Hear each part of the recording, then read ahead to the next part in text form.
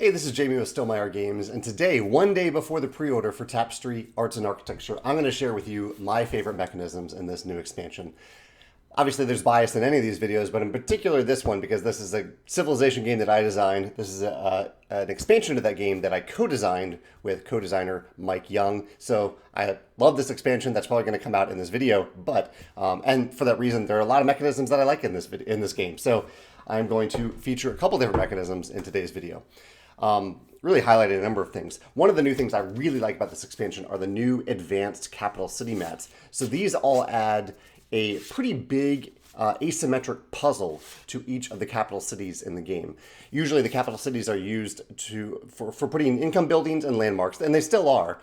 And originally they were for the purpose of completing rows and columns to get points, and to complete the districts to gain an immediate resource benefit. And that is still the case, but each one of these adds a new, unique mini game that I just really, really love. Like here's the cavern, and the cavern, you kind of are building down, and you can't build below something unless you already have something directly above it. And then instead of getting points for columns, you get points for rows that you've completed, and if you're able to delve deep down into the cavern, each row you've completed is worth 3 points instead of the regular 1. So I love the puzzle that these advanced capital city mats add. That's one of the things I love about this expansion.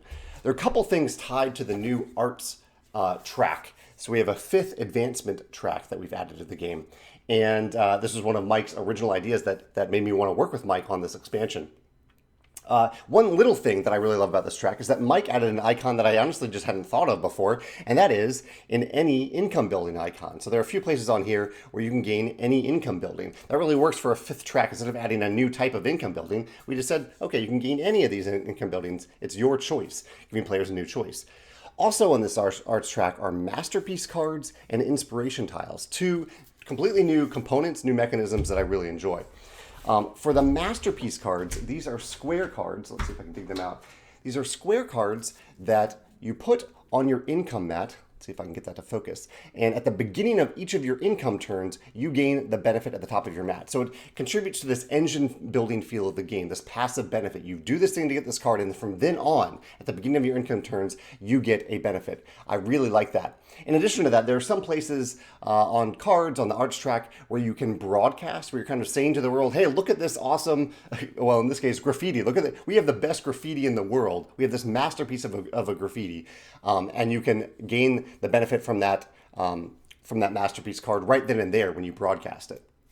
So I really like this ongoing passive benefit paired with an occasionally well-timed broadcast of it.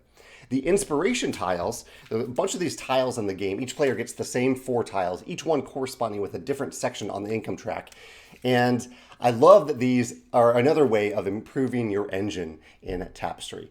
They just make it better. They make your income track better. So every time you have an income turn, instead of getting the normal things that you have exposed, like if I've exposed, let's see if I'm holding it the right way. So if I've exposed these 4 sections on my income track, normally these benefits would be a little weaker, but if I've upgraded this section of my income track, these benefits are now better. That's when you have inspiration. These are inspiration tiles. There are new landmarks in this expansion, so I'll show you what all the landmarks look like here. But one little thing we did with these landmarks, working with sculptor Rom Brown, that is unique compared to previous expansions, is that we added landmarks, and you can see it here, that have one single plot polyomino shapes in them, making them easier to insert into certain places on your this is the castle here, making them easier to insert into very specific areas of your capital city mat. So there's one. Let me see if I can find another one that has. So they don't all have this, but some of them have. Yeah, here's the villa from Viticulture, and it has this little single plot space that you can insert into the right place on your capital city map. Just a little touch, but I like that it gives them a unique feel compared to previous landmarks. What else? We have a few more things in this expansion that I really like. So there are some new tech cards. And these new tech cards do something that's described kind of heavy in text on these cards, but you don't really need to know the text. I just didn't want players to constantly have to refer to the rulebook or refer to the rulebook at all. They can just read the card. And basically what these say is that for you to be able to upgrade to the top level on this tech card, you need to have a landmark on this card. So it's a place to put a landmark instead of in your capital city. One of the reasons for that is that because there's a fifth track in arts and architecture, you're probably going to get more landmarks. So that feels good too. There's more potential to get landmarks, these big buildings in Tapestry. So to upgrade to the top level, you need to put a landmark on this card. And when you do, at that moment when you do put a landmark on the card, you immediately get to upgrade it. So if you're at the very base of your income mat, you can upgrade right away and get this thing. And then the landmark's on the card, so when in the future you need to upgrade it, you can get up to the top level. So I like that there's something else to do with your landmarks instead of just putting them in your capital city.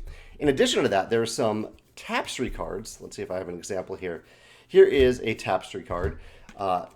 This tapestry card, the Star Chamber, let me see if I can get that to focus. It will not focus, but it allows you to put income buildings or landmarks on this card. So you can put them directly on this card. I don't know if a landmark would fit all that well, but you can have it going off the card or extending off the card. And it says, this one, for example, says, when you completely cover this shape, advance on any track once and gain the benefit. You gain the bonus for free. So it gives you this little puzzle that's separate from your capital city to complete if you want, to cover it, complete it, and gain a special bonus from doing so when you do that. So it gives you other things to do with your landmarks. The last thing I want to mention here is tied to a bunch of these different things that I've mentioned. Because there are actually new civs in this expansion too. I won't even go into the civs. But I like that you can just shuffle everything into the game. And so you don't need to, sometimes I'm a little bothered by expansions where you have to, if you're not playing with the expansion, you have to separate some stuff out at the beginning of the game. It adds to the setup time. But in Tapestry, you don't have to do that.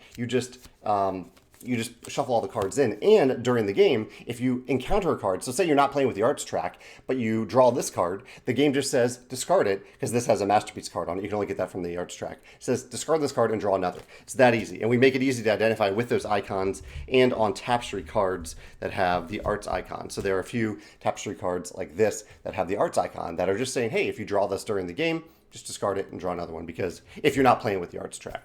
So that's one like overarching mechanism philosophy that I like in expansions. If you can just shuffle everything in at the beginning, and where it's very easy to identify while you play, if you're not playing with something, that you just discard it and move on and draw another card. Those are my favorite. I mean, I know that's a lot. That's pretty much the whole expansion. There is also a solo element to the expansion, but I'm generally a multiplayer player. But yeah, I'm really excited about Tapestry Arts and Architecture. I love what Mike did and the kind of the contributions that I had as the co-designer of this expansion, and I can't wait to hear your civilization stories as you build your own histories in Tapestry and in Arts and Architecture specifically. Thanks.